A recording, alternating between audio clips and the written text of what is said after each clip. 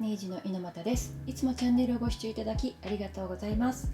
今回はこちらのファーのトートバッグを作ります。こちらはですね、実際に私は対面講座として防具学園で講師を務めているんですけれども、その授業の中で課題講座にさせていただいたアイテムになります。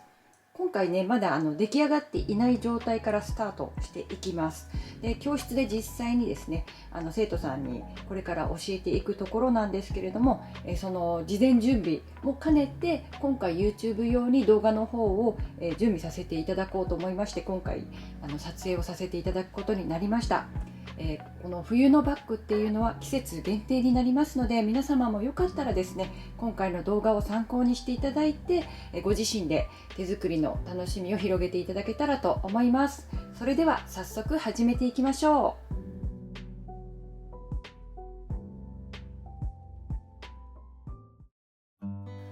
それでは準備するパーツの紹介になります。今回パーツが非常に多いので、こちらの裁断図の方をご確認ください。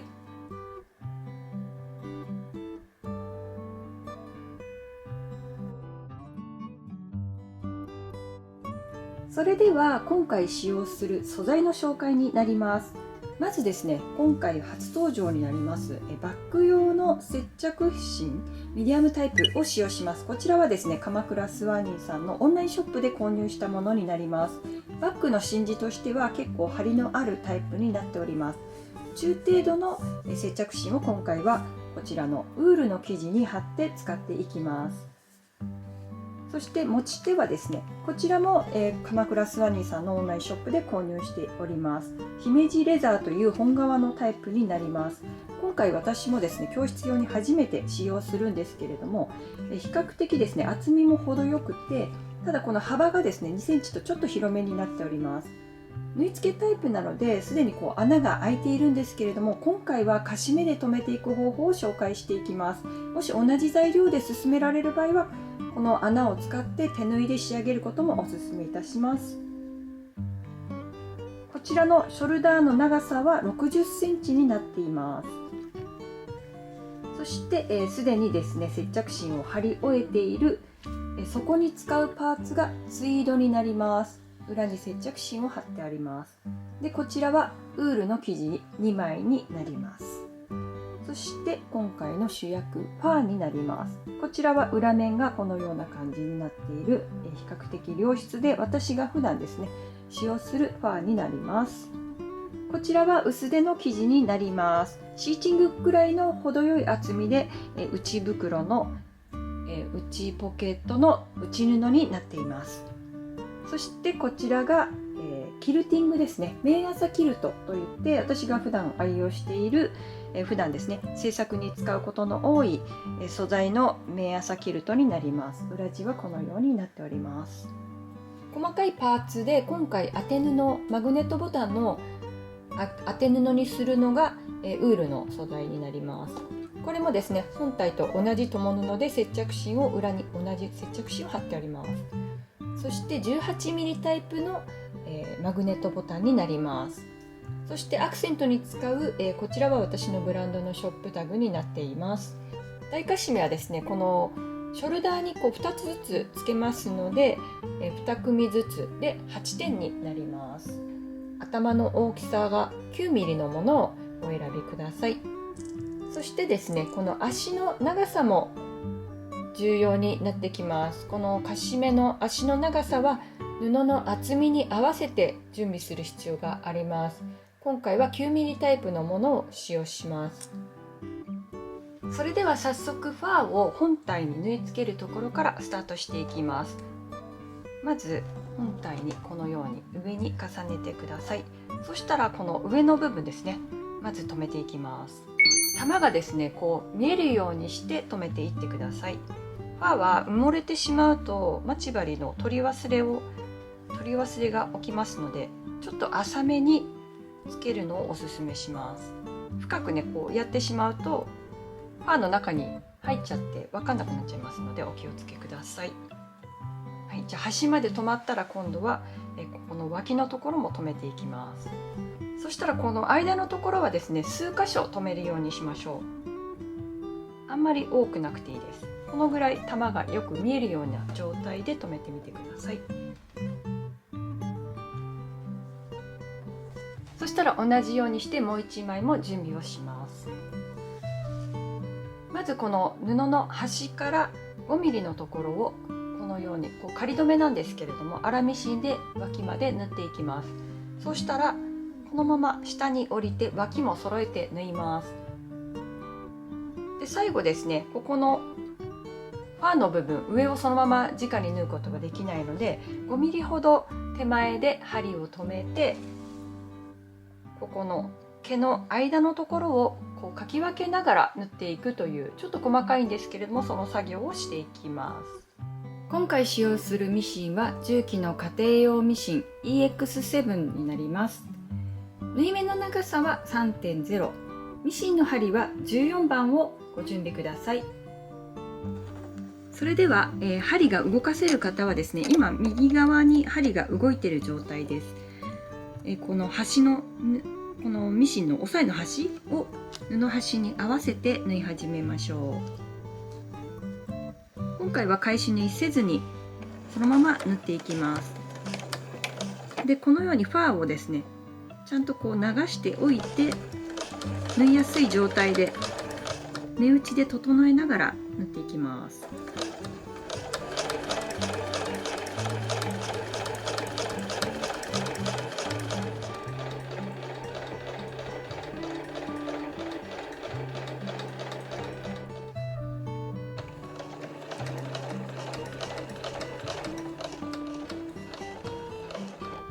そしたら5ミリほど手前でですね、間隔なんですけれども、押さえを上げます。そうしたらこのファーの部分をちょっとかき分けていきます。全部を上に持ち上げるのではなく、5ミリのところでだいたい5ミリですね。この右側のこの今目打ちで刺してる方を5ミリくらい残すようにしてファーを倒しておきます。で縫うところはこのファーの生え際になります。ちょっと見づらくって分かりにくいと思うんですけれども、ゆっくり進めてみてください。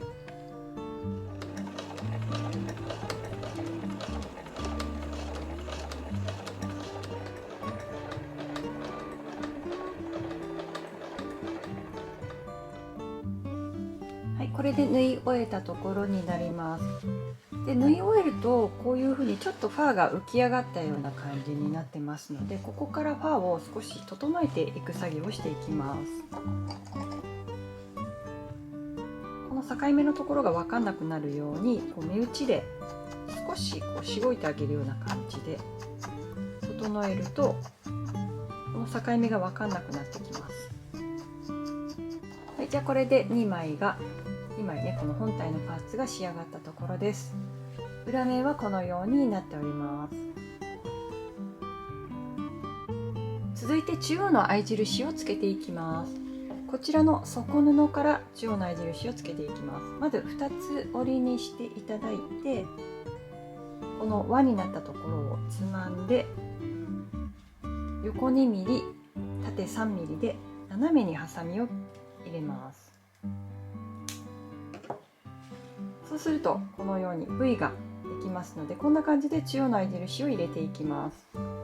底布はこの4箇所、この脇のところにも入れていきましょう。続いて本体の方も合い印を入れていきます。で本体の方は今回チェック柄になりますので、このチェックのこの中央の線のところをV で合い印を入れていきます。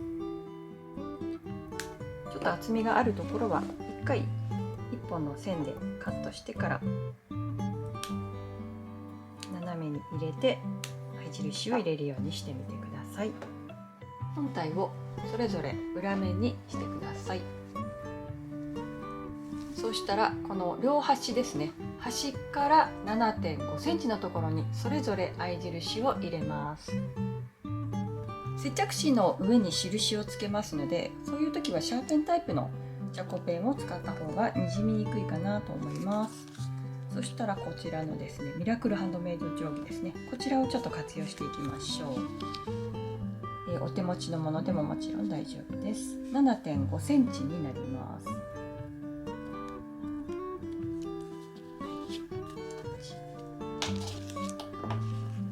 そうしたらこの書いた線を切ります。5ミリほど切り込みを入れましょう。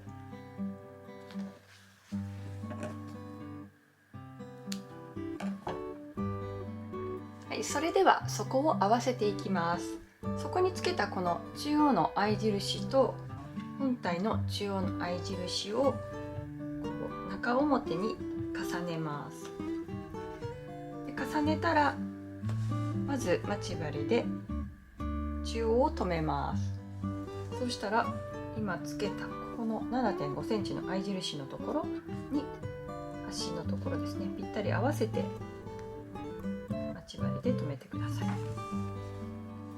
い、このような感じになると思います。そうしたら端から1センチを縫います。は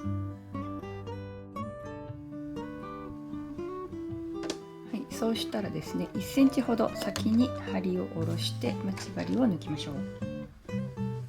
今度はですね、このミシンの10のところに1センチのガイドラインをマスキングテープで貼っていきます。距離が長い時、距離が長いのを縫う時はこういうふうにマスキングテープ貼っておくといいですよ。はい、そしたら上糸少し引っ張って返し縫いから縫い始めます。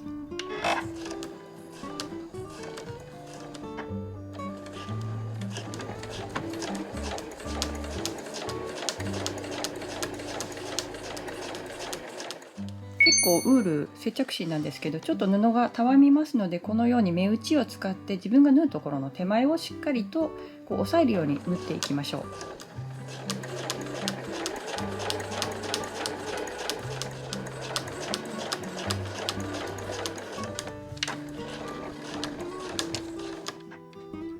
はい、このように縫い終えたところになります。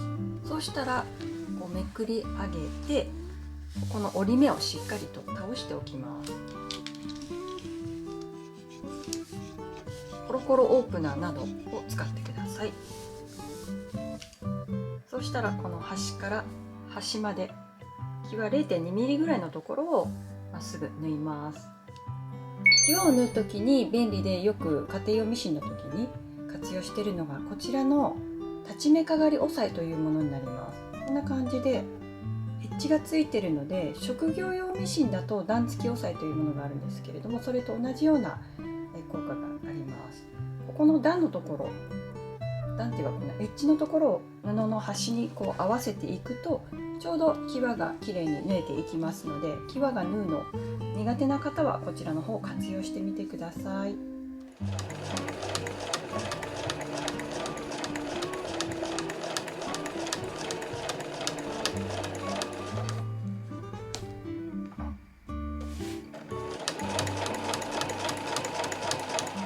はい、このような感じで縫い終えたところです。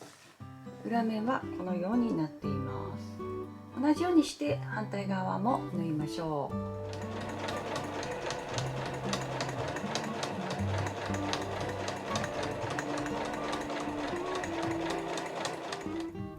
はい、これで底が縫い付いたところになります。合い印をつけることで、合い印をね、本体につけることでこの部分揃ってくると思います。この部分がちょうど本体の底になりますので、丁寧に進めてみてください。続いて今度は、内側のポケットを作っていきます。本体と同じように上下に中央の合い印を入れてあります。でこちらの内袋の、ポケットの内布の方ですねはこう本体と重ねると、ポケットの本体と重ねると、上が3センチほど長くなっています。このような感じで合わせて中表に重ねましょう。で重ねたらキルトの方が柔らかくなって伸びやすくなりますので、伸びない生地を上にして縫うようになります。生地の柄方向はこのような感じで上方向に合わせてください。そうするとこういう感じで仕上げていきますので、柄方向気をつけてください。そしたらまず中央と両脇を留めていきます。端から今度は 1.5 センチのところを縫います。そしたらマスキングテープもこの針の位置から 1.5 センチ離れたところに貼るようにしてガイドにします。先ほどと同じように返し縫いから縫いましょう。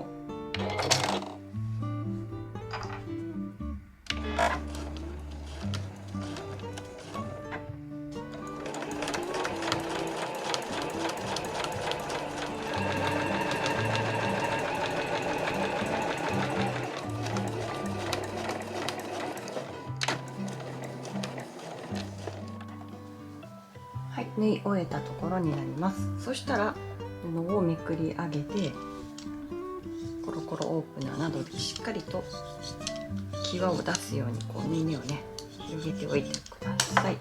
そしたらこの縫い代を包むようにしてパタンと倒します。こちらが表面になります。そしたらずれてこないようにまたこちらでコロコロオープナーでしっかりと倒します。そしたらこの周囲のところも留めて、裏面がこうずれてこないように合わせておきましょう。この際の部分を先ほど使った裁ち目かがり押さえ、こちらを使ってやっていきます。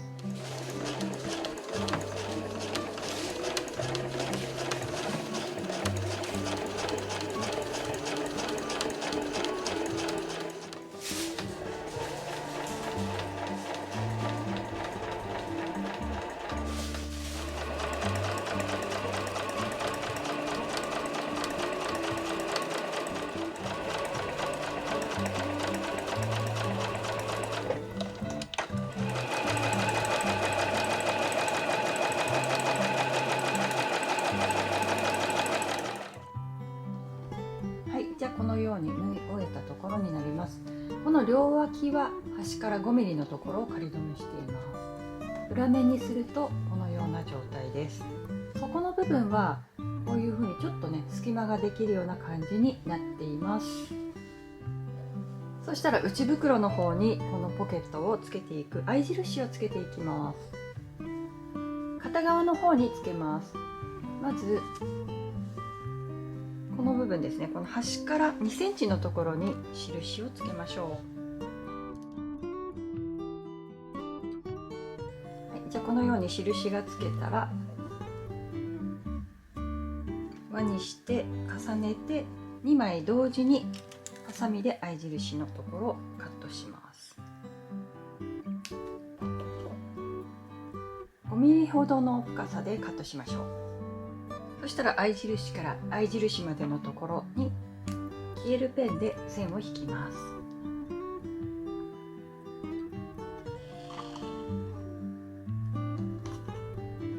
この内ポケットをこのように中表に重ねて、この線のところで合わせて待ち針で留めていきます。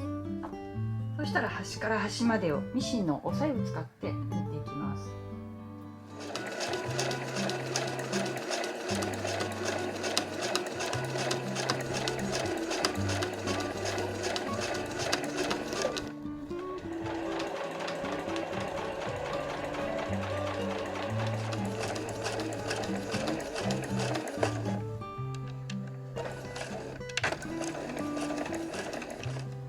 はい、これで縫い終えたところになります。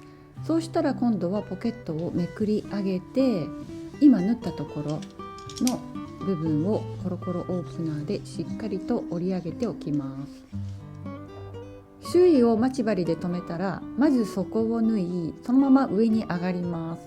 その後最後に反対側の脇を縫って仕上げていきます。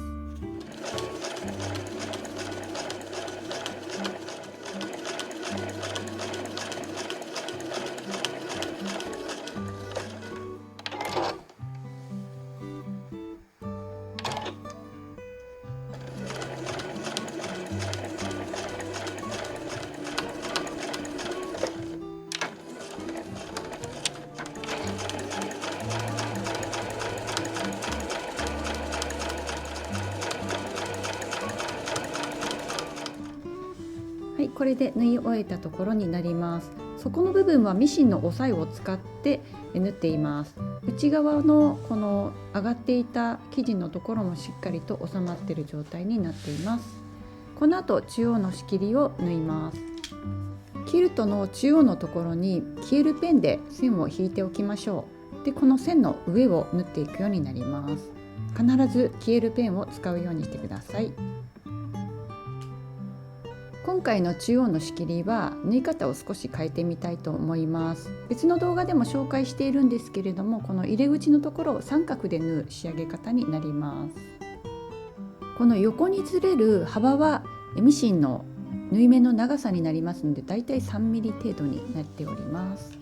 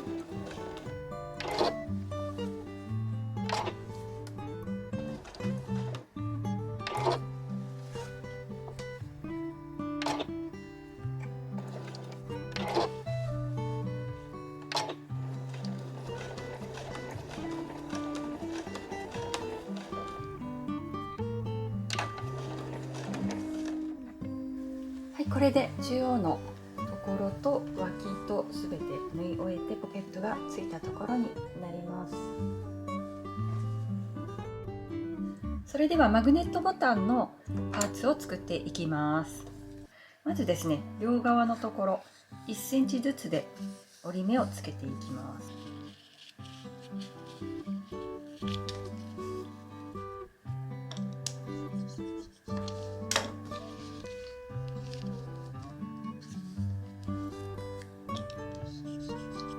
まずですね、このちょっとこう折った時にこう見える位置に2センチの合い印を入れておきましょう。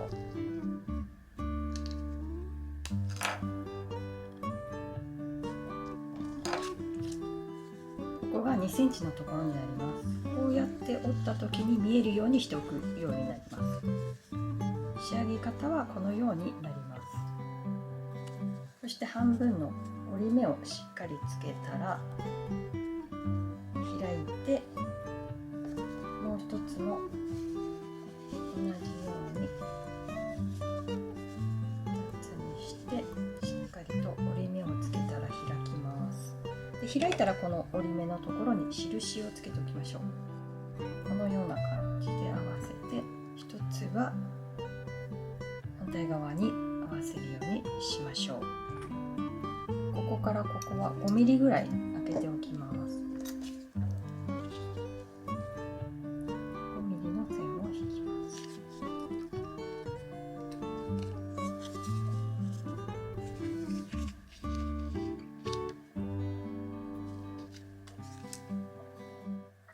ここが中央、ここが中央です。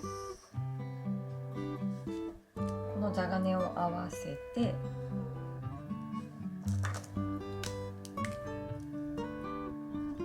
11と書きます。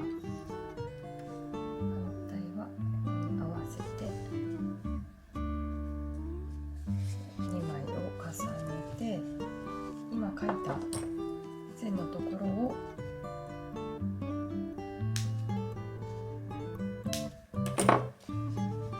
切り込みを入れておきます。線がいっぱいあるので間違えて切らないようにしてください。外側から2つになります。はい、そうしたらマグネットボタン2種類あります。この突起がある方とへこんでる方とあります。で印の付け方がですね、この切り込みを入れたのが左側なのと右側とあります。まずこの2センチの合い印から一番遠いところにつけるのがこの突起のある方になります。でこれを外側から入れましょう。で入れたら座巾を重ねて足を開きます。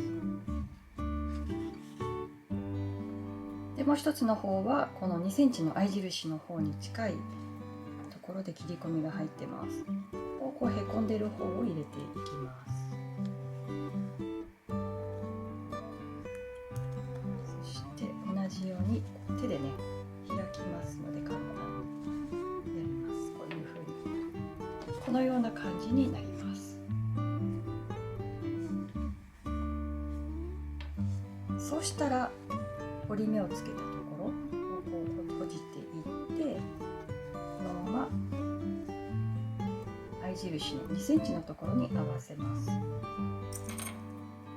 合わせたらクリップなどで留めておきましょう。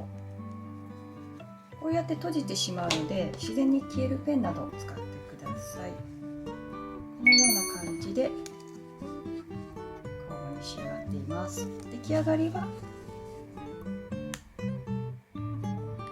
こんな風になるのがイメージになります。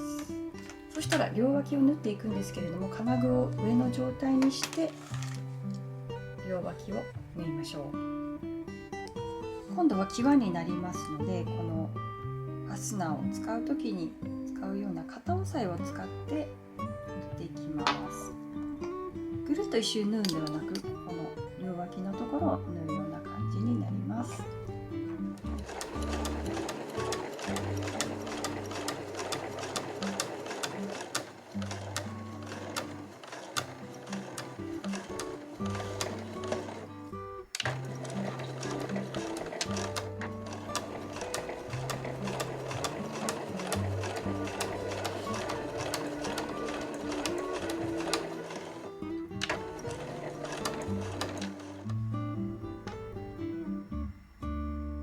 これが逆になっちゃうとこう逆さまになってしまいますので、気をつけて仕上げるようにしてくださいね。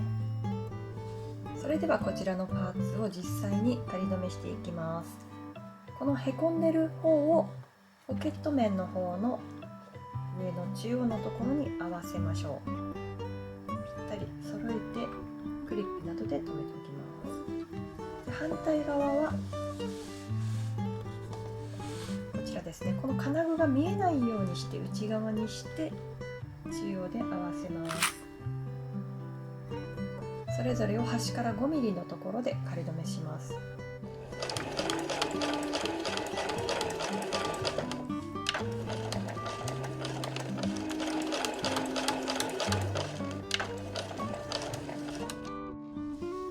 い、じゃあ仮留めができたところで、今度は上から2.5 センチのところに印をつけていきます。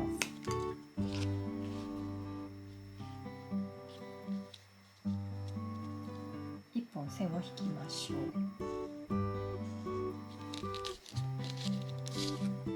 う。そしたらこの端から 2.5 センチのところをこのタブのところをこう越えないようにですね、できるだけここからここまで縫って留めていきます。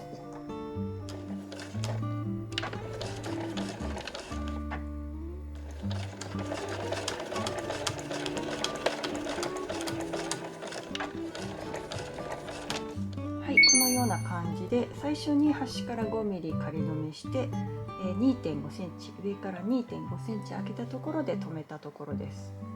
裏にするとちょうどこの見えなくなりますね。縫い合わせのところこんな感じで綺麗に見えてるかと思います。そしたら本体を作っていきます。そのままパタンと中表に重ねて両脇を留めていきましょう。はい、じゃあ両脇が止まったところで両端を1センチずつ縫います。縫う時はこの袋口の方から下に向かって縫うので、反対側は面を変えて縫うようにしましょう。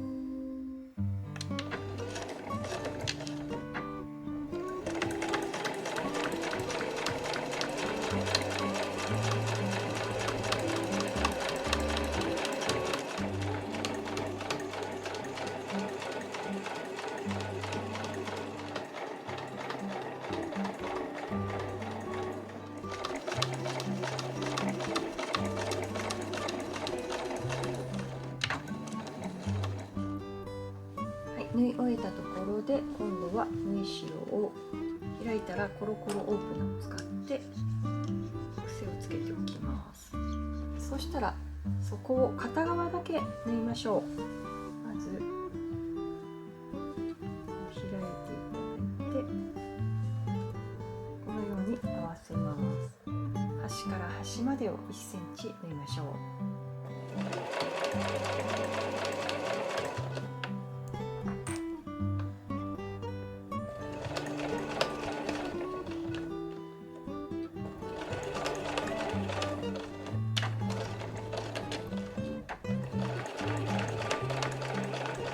このちょうど重なりの部分は返し縫いをしっかりと入れておきましょう。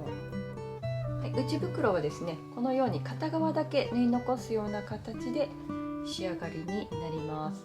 ここが返し口になってきます。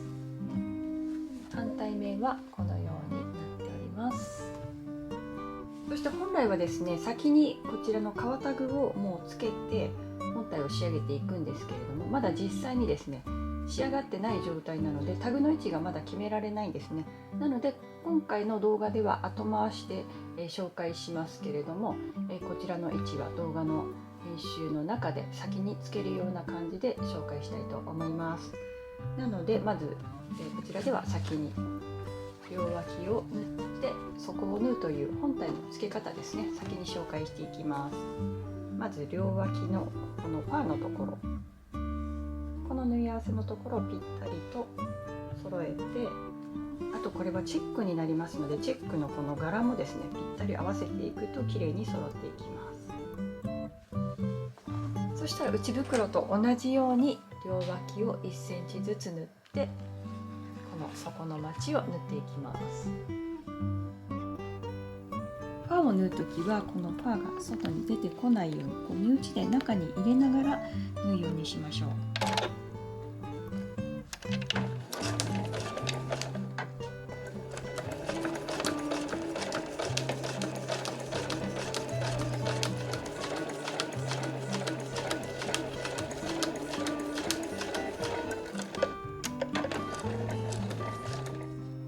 はい、では縫い終えたところです。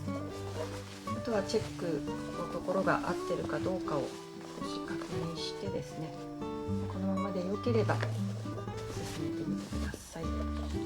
そしたらこの縫い代を開きます。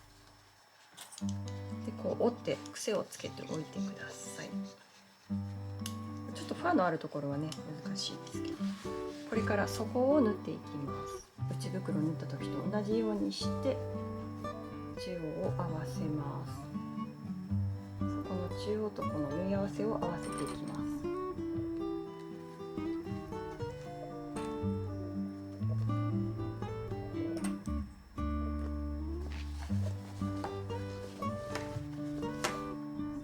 で底を縫う時なんですけれども、こちらの縫ったこのミシンの目を見ながら縫っていくとうまくいくかなと思います。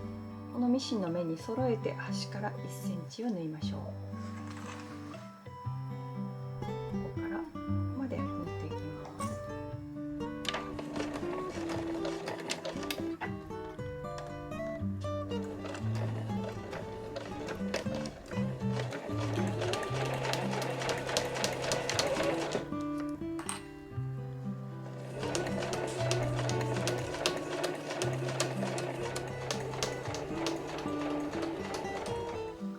じゃあこの表袋の本体の方も縫い終えたところになります。このベージュが今縫ったところの縫い目になります。この見えてるこの白い糸ですね、最初のこのミシン目よりはこの内側に来るようにして縫うとこの部分が外に見えてこなくなりますので、ちょっとこの部分意識してみてください。そしたら表にしていきます。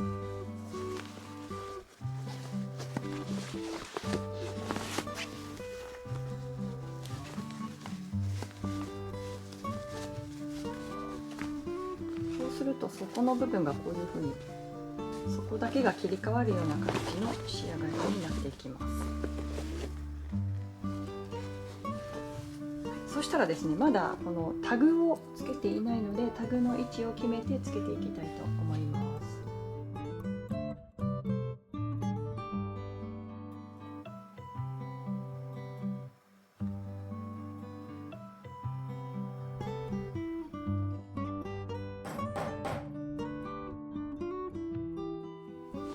ではこうタグがついたところでこの内袋に入れていきます。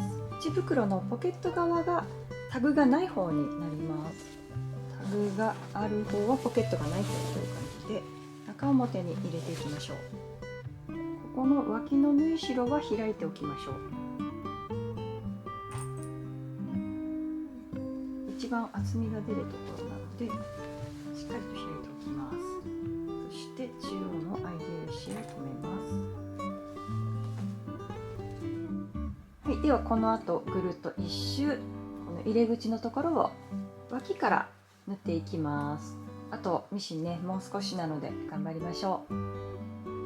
そしたら今度はこの接着芯が貼ってある方を自分の縫う面にして縫っていきましょう。キルティングを下にして縫うような感じです。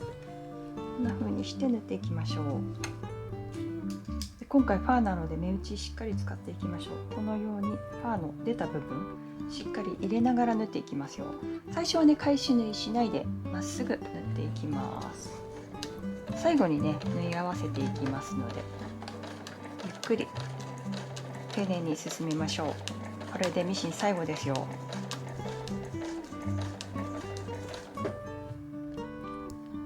でこのちょうどこの中央のところはタブがありますのでここ返し縫いしっかり入れておきましょう。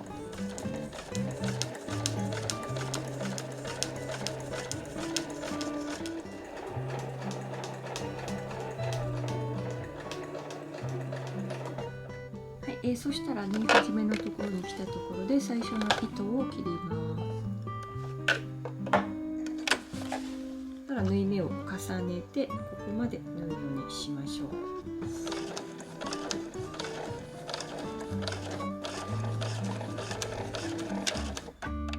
はい、縫い終えたところになります。そしたらこの返し口から表に返していきます。優しく取り出してあげましょう。そしたらこう手を内側に入れてこのバッグの縫い代のところをもう一度しっかりと開いた状態で倒しておきましょう。で内側に入れていきます。はい、そしたら今度は返し口を閉じていきます。返し口は1センチほど内側に入れて手縫いで仕上げていきます。縫い代、返し口の詳しい丁寧な紹介の方は他の動画でも紹介していますのでこちらの作り方は割愛させていただきます。こんな感じでだいたい 2,3 ミリ程度ですねすくいながらはしご縫いという閉じ方になっていきます。はしご縫いとかこの字とじという風に呼んでおります。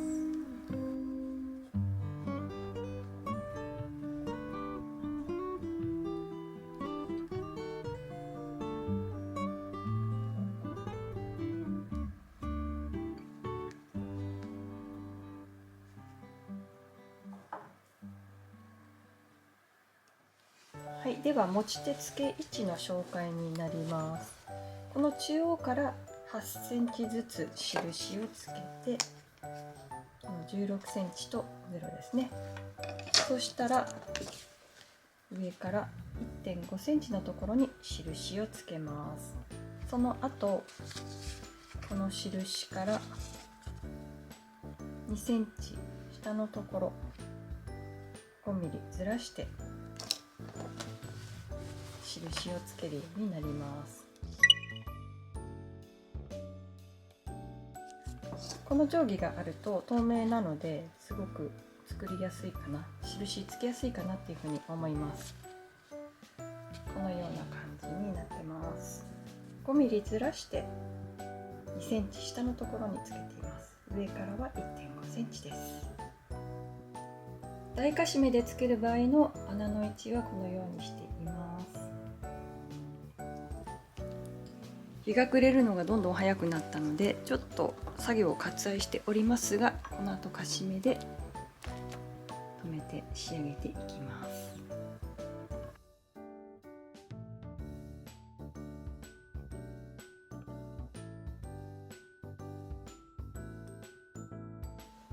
この持ち手は手縫いでも縫い付けられるんですけれども、今回はカシ目で留めています。あとは最後にこの脇の毛のところを整えて完成です。はい、いかがだったでしょうか。今回はね、ちょっとこのネックウォーマーと一緒に合わせてみました。